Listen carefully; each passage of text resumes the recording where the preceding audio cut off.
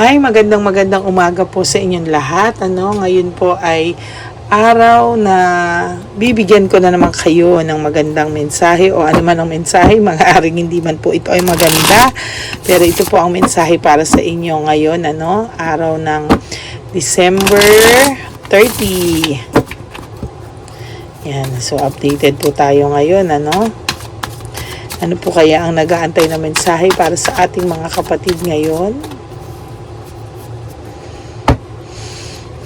Kamusta po ang inyong mga puso? Salamat po sa mga tao na nanonood, sa mga subscribers na nanonood na hindi po nag-i-skip ng ads. Maraming pong salamat. Marami po tayong matutulungan sa pamamagitan niyan.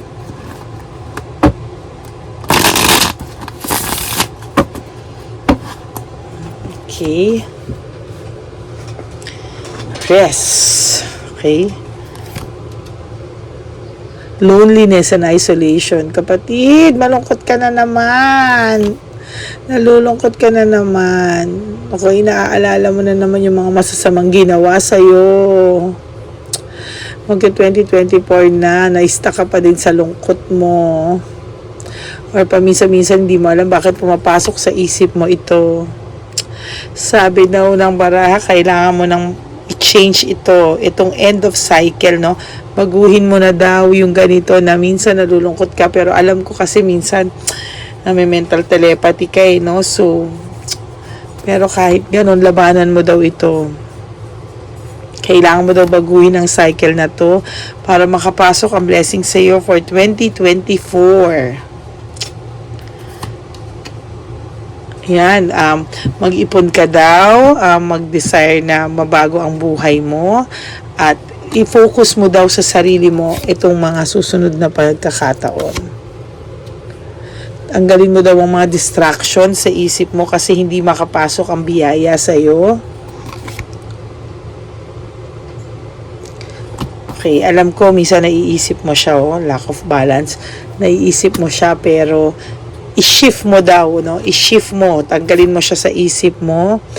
Alam ko ngayon may mababa ang self-esteem mo, self-awareness mo at confidence level mo, pero unti-unti makakapunta ka doon, unti-unti kakayanin mo, Pagkalimutan mo raw muna itong sa problema mo sa puso, i-give up mo na daw ito, tuluyan mo tong alisin sa isipan mo. Pumasok ka daw sa mga bagong pagkakaabalahan. Okay? Yung mga bagong pagkakaabalahan o gusto mong pumasok sa negosyo, basta yung something na makabuluhan para sa'yo. Ayan, masipag ka raw na tao. Very responsible. Kaya doon mo daw i-boost lahat ng energy mo. Tanggalin mo raw yung mga unresolved issues sa buhay mo, emotional baggage. Tanggalin mo daw lahat, Kalimutan mo daw lahat yan.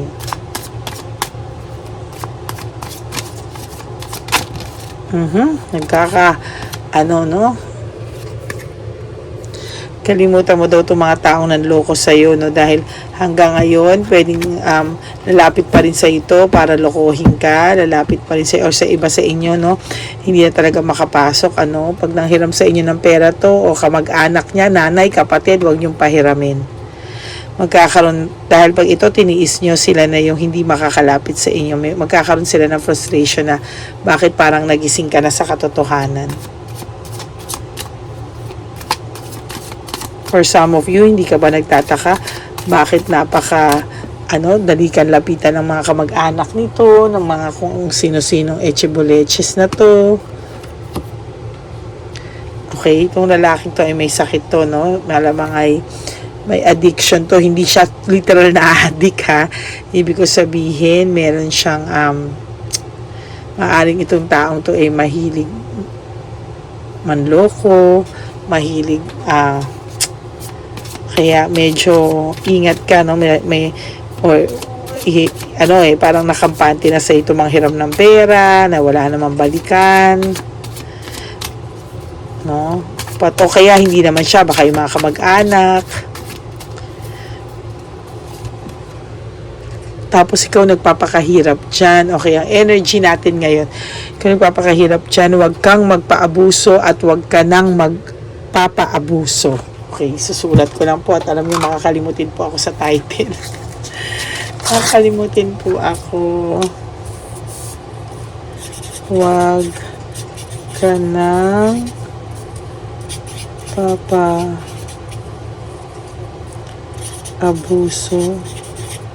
at magpaabuso. Meaning, huwag ka nang magpapaabuso ngayon at huwag ka na rin magpa-abuso sa future. Sa susunod na panahon. Sa mga susunod na panahon.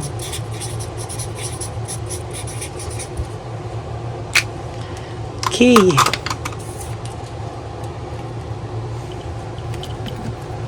Para makita nyo.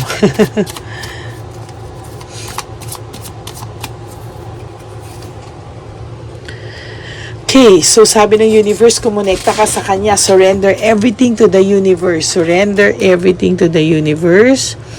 Okay, unti-unti mo raw simulan ang pagbabago. Unti-unti mo daw tanggapin ang mga pagbabago sa buhay mo.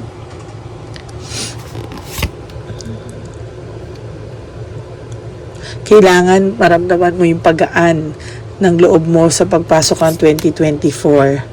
Freedom and self-acceptance. Ngayon na free ka na, kailangan tanggapin mo na naabuso ka, kailangan mo tanggapin na loko ka, o kailangan mo tanggapin na nasaktan ka. Okay? Nasaktan ka, pero ikaw mismo, bumangon ka, kapatid, no? Huwag kang bumangon ka sa taong to greedy, possessive, insecure, selfish, bumangon ka daw. Ayan, talagang bagay na bagay sa iyo ang ating baraha. Taken advantage of, naabuso ka. Patuloy kang naabuso, sunod-sunod kang naabuso, at ikaw ay naabuso pa din, at gagawa ng paraan tong mga, hindi ko alam, kamag-anak tong nakikita ko, pamilya, no, naaabusuhin ka pa din. Akala mo, kakampi mo sila, akala mo ayaw nila sa isa, masama ang ugali daw, sinasabi na ganyan, pero pare-pareho lang kayong inaabuso. Huwag ka na daw maging marupok. Huwag ka daw umasa, no? Meron akong private reading, no? Hindi ko naman sasabihin sino, sa dami nyo. Okay, ayaw niyang tanggapin yung cards, no, na niloko siya and all. Yung pala, yung lahat ng sinabi ng cards ay sinabi rin sa kanya, eksaktong-eksakto ng ibang tao na ganun yung ginagawa ng lalaki. So, hindi naman siya nagkwento sa akin. Sinabi ko lang, binasahan ko, no?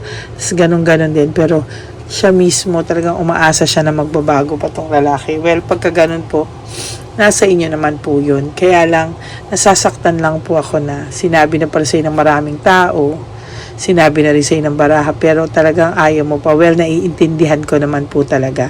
Kaso, ang masakit doon, ikaw na yung nang-aabuso sa sarili mo. Okay? Kasi alam mo na yung totoo, and you are tolerating things, at yun ang masakit kasi ikaw na yung nagtotolerate, ganunin ka. Ikaw na yung nagtotolerate, abusuhin ka, at ikaw na yung gustong magpaabuso.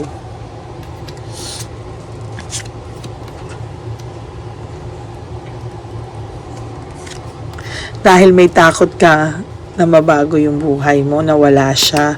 Bakit? Anong kinakatakot mo? Sa ngayon, durog na durog ka. Sa ngayon, sakit na sakit ka.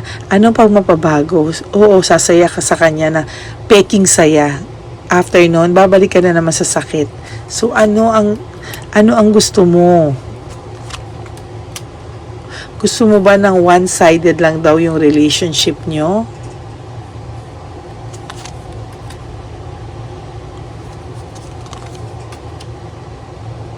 Ayan o, lagi ka na lang daw malulungkot sa taong ito.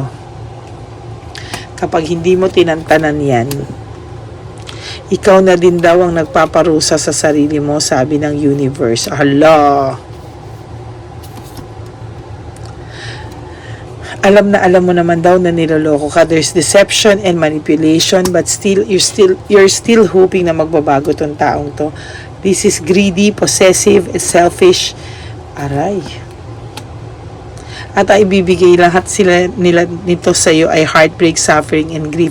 Ayan, kinakausap ka ng universe, kapatid, na gusto mo raw ba ganito ang buhay mo. Talagang hindi ka niya tinatantanan o magiging home conflicts, etc. etc. Napakasakit. Kailangan mo daw mag-isip para sa sarili mo. Kailangan mo daw mag-decide. Nako, parang hindi ka pa rin tinatantanan ng baraha ko Parang ikaw pa rin yung kinakausap niya ng ilang araw na. Ikaw daw ang makakapagpabago sa change ng cycle ng buhay mo. Kahit ilang beses niya daw sabihin sa'yo, naku, yung bara ko, sinusukuan ka na, joke. Kahit ilang beses ka na daw niyang sabihan, kung ikaw daw mismo ay walang pagbabago, paano? Walang desisyon. Ilang beses ka na sinaktan ito, niloko, lahat ng meron ka na wala, halos wala ka nang natira sa sarili mo. Walang motivation itong taong to kung hindi ganito. Nahihirapan ka daw magdesisyon. Sinagot niya ako. Hindi ka daw magiging masaya kung ganyan ang cycle mo. Hindi ka totoong magiging happy, contented, and fulfilled kapag nasa sitwasyon kang ganito. Laging ang taong to ay laging may coldness and stubbornness. Matigas ang ulo. Pero adik na adik ka sa kanya. Mahal na mahal mo siya. Kahit ilang beses kanyang sinaksak at sinaksak at sinaksak, kapatid. Gusto kitang kurutin. Kailangan mo raw magkaroon ng direksyon at control sa buhay mo.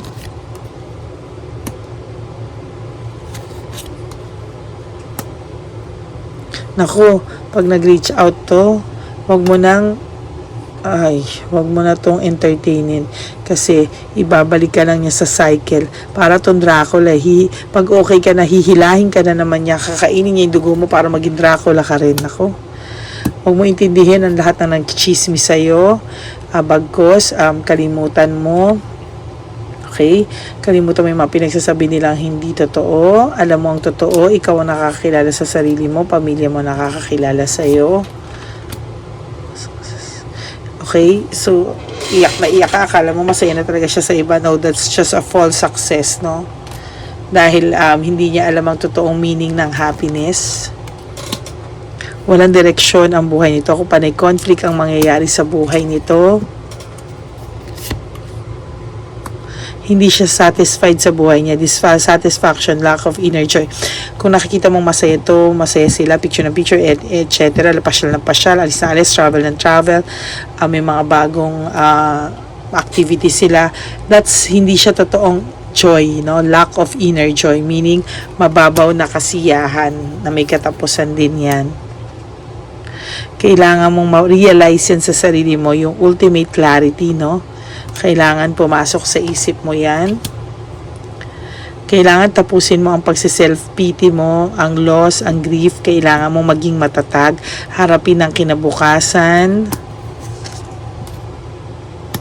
Alam ko wala kayong closure or wala kayong matinding paghihiwalayan na talagang yung talagang maayos na paghihiwalay, no? Dahil bigla na lang sa iba sa inyo nag-ghost, yung iba coldness, yung iba wala lang. Basta wala na. Kaya ikaw ay panay takot, confused. Pero kailan mo to i-end, kapatid? Disconnectedness, wala na talaga kayong communication or minimal contact. Tapusin mo na, kapatid, ang contact na ito. Kasi lalo kang nagiging exhausted, lalo kang nakakaramdam ng pagkapagod. Pero ayaw mo naman ding harapin, ano? So, kailangan mo makaramdam ng inner happiness. Yun yung sinasabi ko na it should come from within. Comes from within. Dapat ganun. Tigilan mo raw ang pagiging martir sa pagmamahal. Mahalin mo ang sarili mo. Unahin mo ang sarili mo sa pagmamahal. Tigilan mo ang kakabigay, bigay sa sarili mo. Ang dapat unahin mo ang mga kailangan mo, dahil minsan may mga responsibilidad ka na siniset aside mo para sa taong to na dishonest naman sa'yo. Aray, ang sakit ng baraha.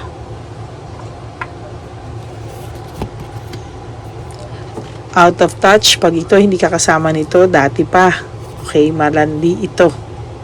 Kahit hindi ka kasama noon pa.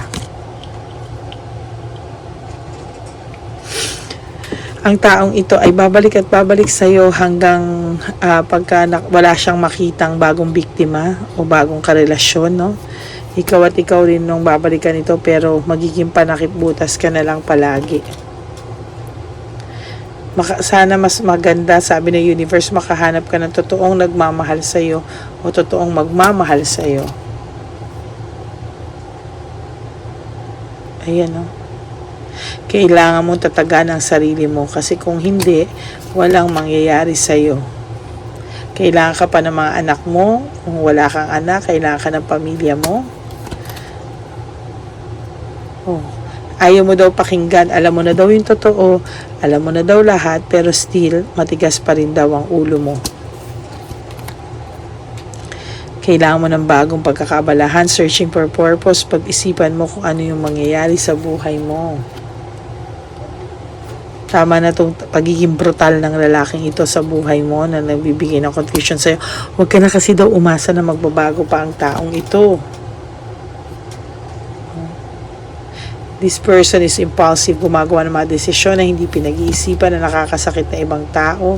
Nagkaroon ka na ng anxiety dahil dito. Sa pag-iwan niya sa iyo, no? Iwanan mo na rin daw siya, iniwan ka niya, iwanan mo na rin daw siya. At itong taong to ay self-centered, sarili niya lang po ang mahal niya. Alam mo mga kapatid, sa mga oras na to, alam mo naman po alam mo naman po sa sarili mo na lahat ng sinasabi ng baraha, alam mo rin na tama, pero bakit hindi ka makadesisyon? Okay?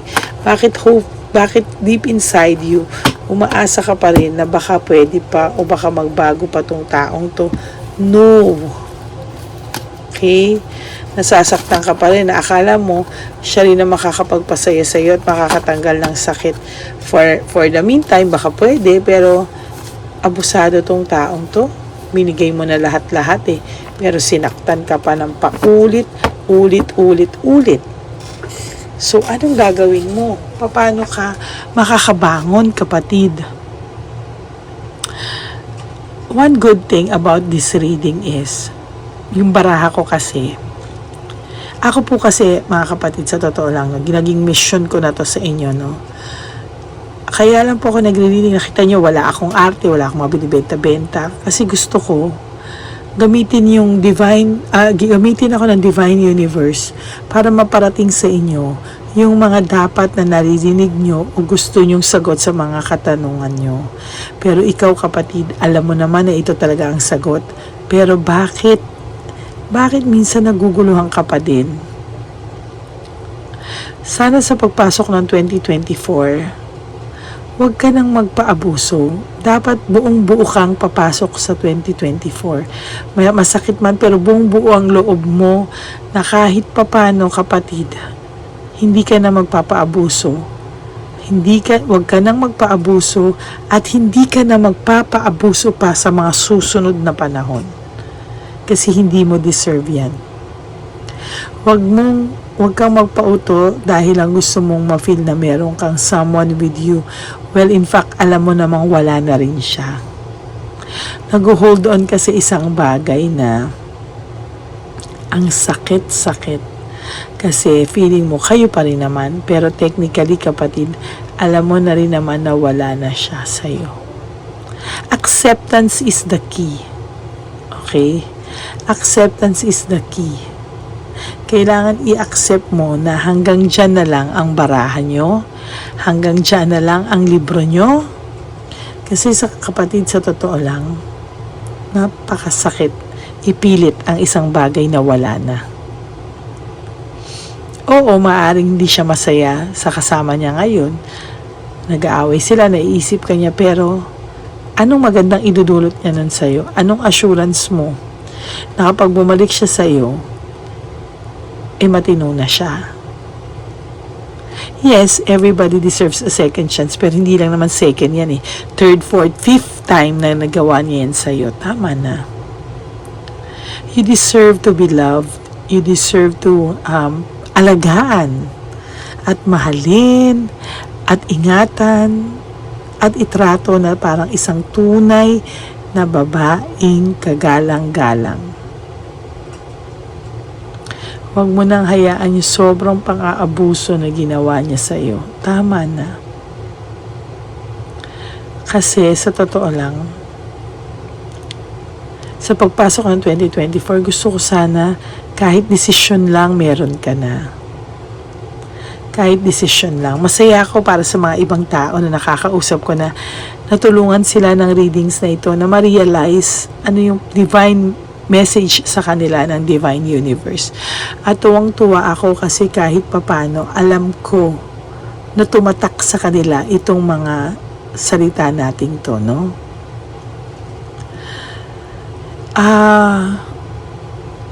Gusto ko po sana sa pagpasok ng 2024, magkaroon ka ng desisyon. Kahit desisyon lang to change your life. Okay? Para maging maayos yung buhay mo. Maging happy. At hindi man 100% happy, no? Pero at least ma-realize mo unti-unti at pumasok sa iyo unti-unti yung message ng Divine Universe. For some of you, na message ko na private reading ko na, pero pinipilit pa rin nila yung gusto nila kasi hindi nila kaya. Ako po ay isang tarot card reader lamang at energy master.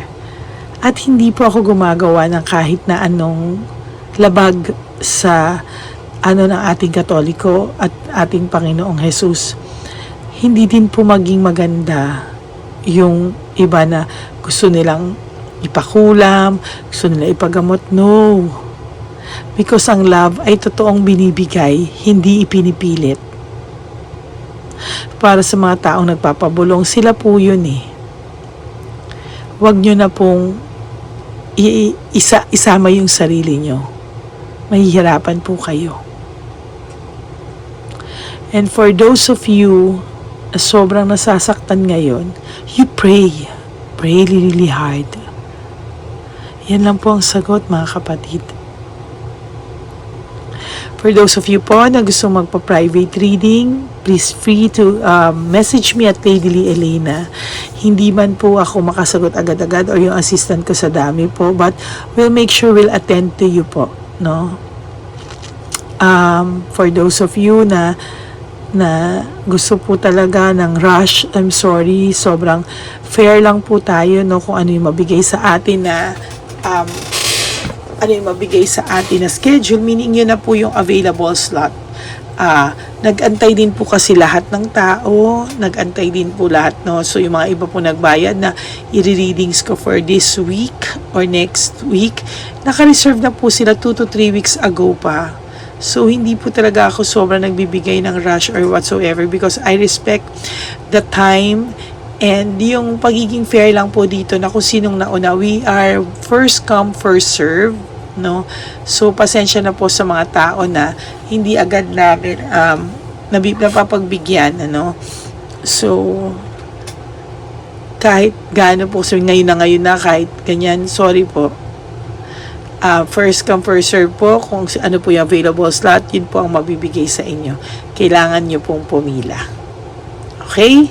Magandang umaga po sa inyong lahat. And I hope na this morning ay makapagbigay sa inyo ng inspirasyon para sa inyong araw. Huwag kang malungkot, kapatid. Kung nalulungkot kayo, kiskisin mo yung iyong bahay. Mas lilinis, kaganda ang aura nyo. At you pray habang kinikiskis mo yan, umiyak ka kung gusto mo, yak! I-pray ka, mag-pray ka, kapatid. Yan ang pinakamaganda na panlaban sa kahit ano pa man, yung prayers. Tandaan mo, huwag mo iisipin na magpabulong, magpakulam. Naku, ang sinasabi sa'yo, may balik pa yan sa'yo.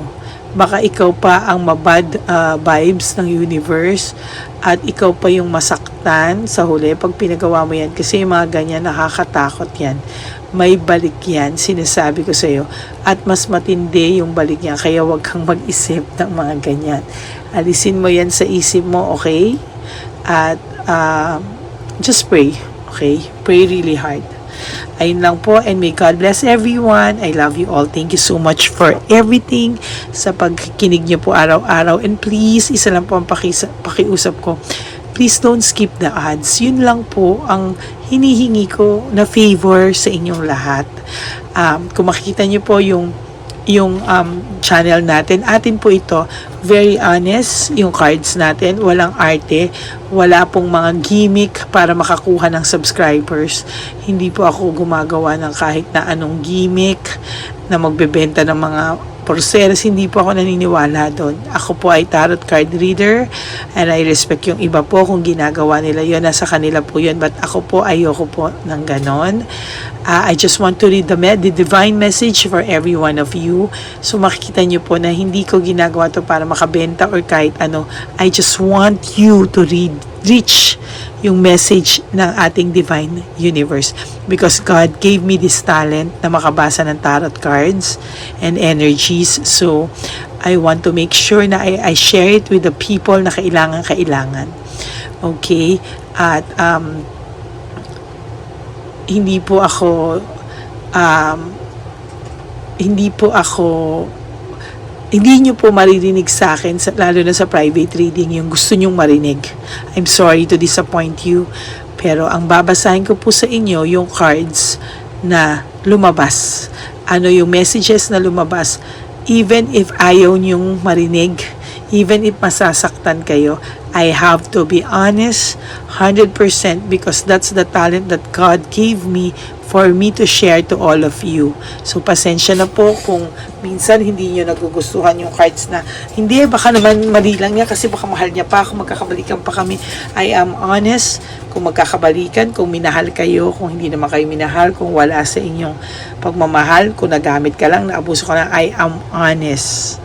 Okay, yun lang po kasi ang pwede ko ibigay sa subscribers ko, yung 100% honesty ng baraha, at hindi po para makakuha ng maraming subscribers.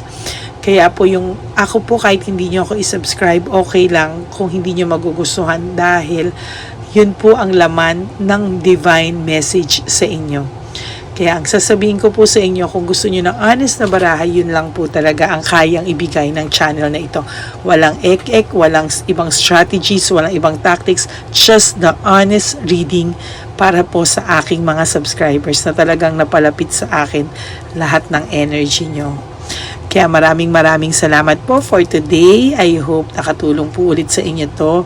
At please comment down below for any messages. Binabasa ko po yan kahit minsan hindi lang po ako nakapag-heart kasi nakakatulugan ko na po sa pagod.